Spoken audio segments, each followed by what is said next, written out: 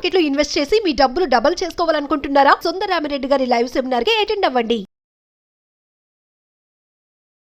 నమస్తే, welcome to Suman TV. ప్రస్తుతం మనతో పాటు రామ్మేటి గారు ఉన్నారు. వీరితో ఈ రోజు మనకి రాజేంద్ర నగర్ లో జరిగిన ఇన్సిడెంట్ గురించి మాట్లాడదాం. హలో రామ్ గారు, నమస్తే అండి. నమస్తే అండి. ఈ రోజు ఒక టాపిక్ గురించి మాట్లాడాలి. అది ఏంటి అంటే కళలు, డ్రీమ్స్. మనం ఏవైతే చూస్తామో చాలా మంది ఏం బిలీవ్ చేస్తారు అంటే, కొంతమంది కళలు వచ్చాయి అంటే జరగబోయేది మనకు సంకేతంగా ఇస్తున్నారు అను. అంటే కొన్నిసార్లు చనిపోతున్నట్టు కళలు రాగానే, లేదంటే ఏదైనా ఇన్సిడెంట్, సాడ్ సిచ్యువేషన్స్ వచ్చినా, ఏమైనా కనిపించినా వాటిని మనకి జరగబోయే మన ఫ్యూచర్ వాటితో ముడిపడుతూ ఉంటారు. So is it true? అంటే వాటిని అలాగే తీసుకోవాలా, లేకపోతే ఇలాంటి కళలు రావడం వెనకాల ఇంకేదైనా రీజన్స్ ఉంటాయంటారు? అసలు యాక్చువల్లీ ఖచ్చితంగా ట్రూ కాదండి, ఖచ్చితంగా ట్రూ కాదు. నేను చచ్చిపోతా అని నాకు చిన్నప్పుడే కళ వచ్చింది, కానీ ఇంకా పోలేదు నేను. సో ఆబ్వియస్లీ అది కరెక్ట్ కాదు. సో బేసిక్ గా I will tell you what, అసలు కళలు ఎందుకు వస్తాయి అని ఒక యునో యాక్చువల్ సైంటిఫిక్ రీజన్ తెలిస్తే దెన్ విల్ అండర్స్టాండ్ దట్ ఇవన్నీ కరెక్ట్ కావు అనేసి. సో ఒక డ్రీమ్ రావటానికి, ఒక మనిషి ఒక పర్టికులర్ డ్రీమ్ రావడానికి మల్టిపుల్ రీజన్స్ ఉంటాయండి. అయితే అసలు డ్రీమ్ ఎప్పుడు వస్తుంది అని అంటే, మనం పడుకున్న తర్వాత REM స్లీప్ అనే ఒక స్టేజ్ ఉంటుంది అన్నమాట. That is 5th stage of sleep అనమాట. REM sleep, that is the last stage basic గా. సో అంటే డీప్ స్లీప్ లోకి వెళ్ళిన తర్వాత REM అంటే ర్యాపిడ్ ఐ మూవ్మెంట్ అనేసి. సో బేసిక్ గా ఆ స్టేజ్ లో ఉన్నప్పుడు ఏంటంటే, మన కళ్ళు మనం క్లోజ్ చేసుకునే ఉంటాము, కానీ లోపల ఐ బాల్స్ ఏవైతే ఉన్నాయో అవి ర్యాపిడ్ గా పైకి కిందకి ఇలా మూవ్ అవుతూ ఉంటాయి అన్నమాట. So that is to ensure that your brain is active. So ఆ REM స్టేజ్ లో ఉన్నప్పుడు మనకి డ్రీమ్స్ వస్తూ ఉంటాయి. బికాస్ మనం పడుకున్నాం, మన బ్రెయిన్ కాదు. our brain is still active. So brain active గా ఉన్నప్పుడు ఏంటంటే, it will keep processing the information అనమాట ఇన్ వేరియస్ వేస్.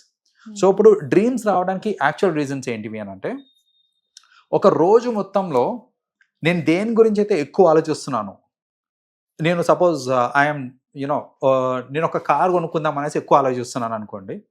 ఏదైతే కార్ కొనుక్కుందామని నేను థాట్ ప్రాసెస్ ఎక్కువ దాని గురించి ఆలోచిస్తున్నానో, నాకు కళలో కూడా అదే వస్తుంది డ్రీమ్. నేను ఆ కార్ కొన్నట్టు, లేదా కొంటున్నట్టు, దాని గురించి అనాలిసిస్ చేస్తున్నట్టు, అలాంటి డ్రీమ్సే వస్తాయి మనకి.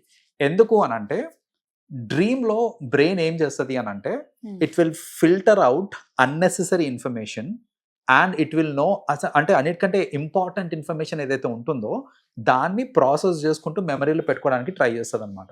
ఓకే, అంటే రియల్ గా ఎక్కువ కాన్సన్ట్రేషన్ గా డే టైమ్ లో దేని గురించి అయితే పర్టికులర్ గా ఆలోచించాను, అదే ఇంపార్టెంట్ కాబట్టి దాన్ని నేను మళ్ళీ ప్రాసెస్ చేసుకొని మెమరీలో పెట్టుకోవడానికి అదే ఎక్కువ క్వాంటిటీలో తీసేసుకొని దాన్ని మళ్ళీ కళలో అదే వస్తుంది అనమాట మనకి.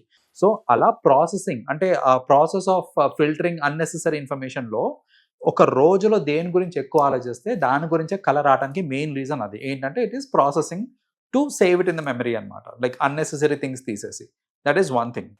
సెకండ్ థింగ్ ఏంటిది అని అంటే, whatever we desire for మనకు కొన్ని ఎయిమ్స్ అండ్ గోల్స్ ఉంటాయన్నమాట. Suppose I really want to become, నేను ఒక చీఫ్ మినిస్టర్ అయిపోదాం అనుకుంటున్నా, అయితే ప్రైమ్ మినిస్టర్ అవుదాం అనుకుంటున్నా. That's my Dzire actually.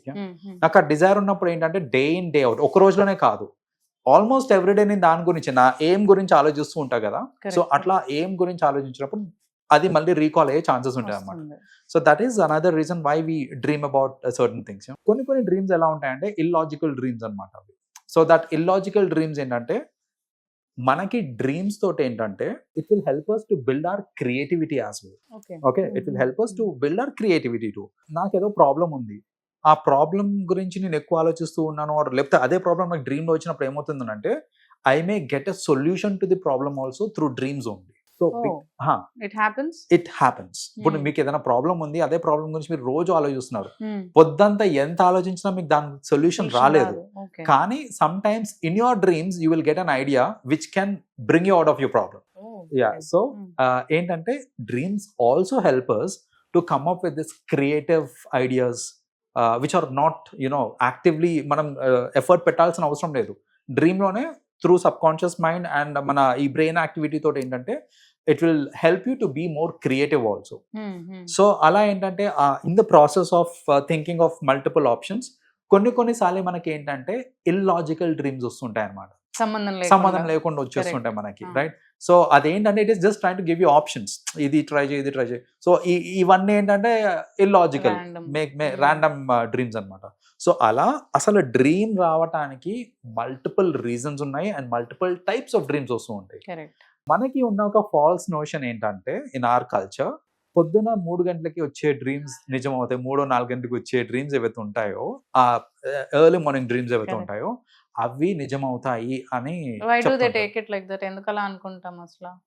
Basic గా ఎందుకు అనుకుంటారు అని అంటే, firstly maybe at that point of time early morning 3 or 4 అనేది it is the last stage of your sleep. Sleep. That's the last stage of your sleep. So ఆ last stage లో most often ఏమవుతుంది అని అంటే we get dreams that we mostly think of. Right, మనం ఏం చేయాలనుకుంటున్నాం, ఏం చేయాలనుకుంటున్నాము, ఏమి అవుదాం అనుకుంటున్నాము అనే ఏదైతుందో, అంటే సెన్స్లెస్ డ్రీమ్స్ కంటే కూడా సెన్సిబుల్ డ్రీమ్స్ ఆ టైంలో ఎక్కువ వస్తుంటాయి అన్నమాట జనరల్లీ. సో ఆ టైంలో ఎక్కువ వస్తుంది and see I'm putting my effort to reach my goals, and నా గోల్ గురించే నాకు ఆ టైంలో డ్రీమ్ వచ్చింది. కరెక్ట్. సో ఏంటంటే ఒక నోషన్ అలా స్ప్రెడ్ అయిపోయింది అనమాట. ఏంటంటే ఇప్పుడు రేపు పొద్దున నేను నా డ్రీమ్ని నేను అచీవ్ అవుతున్నాను, అవ్వంగానే మనం ఏంటంటే అరే నేను అనుకున్నాను ఈ పొద్దున నాకు ఈ కళ వచ్చింది, ఎర్లీ మార్నింగ్ ఈ డ్రీమ్ వచ్చింది, నేను రీచ్ అయ్యాను అనేసి నేను చెప్తాను. అలా నలుగురు అలా ఎదురు అలా. మాట్లాడుకొని అలా ఏంటంటే ఈ నోషన్ స్ప్రెడ్ అయిపోయింది Correct. That early morning dreams నిజం అవుతాయి అనేసి. బట్ అల్టిమేట్లీ చూసుకుంటే it is not about what time it has come, it is all about what type of dream. So అంతేగాని ఎర్లీ మార్నింగ్ నాకు ఒక కళ వచ్చింది నువ్వు చచ్చిపోతావు అనేసి సో జాగ్రత్త ఉండు ఇట్లాంటివన్నీ కాదు. It's like it's all about that. And most of అని చెప్పాలంటే 90% టైమ్స్ మనకు వచ్చే కళలు మనకు గుర్తు కూడా ఉండవు. మనం ఏంటంటే we keep connecting the dots అంతే. 90% టైమ్స్ గుర్తుండదు మనకి. కరెక్ట్గా ఇట్లా డ్రీమ్ జరుగుతున్నప్పుడు లేవగానే మనం అప్పుడే మేల్కొని వచ్చింది అనుకోండి, బట్ ఉన్నంత వరకు అందులో లైవ్ చేస్తున్నట్టే ఉంటది, మనకు అందులో ఉంటున్నట్టే ఉంటుంది. మాట్లాడతాం కూడా Yeah. Some times Yeah. ఏంటంటే డ్రీమ్స్ అరుస్తారు, లో మాట్లాడతారు, అరిచేయటము నవ్వుతారు. మాట్లాడటం కూడా అవుతూ ఉంటుంది. రైట్. సో ఇవన్నీ ఏంటంటే మన కాన్షియస్ మైండ్ లోకి రావు అవన్నీ. It's all sub conscious mind. So conscious mind లోకి రాదు అది.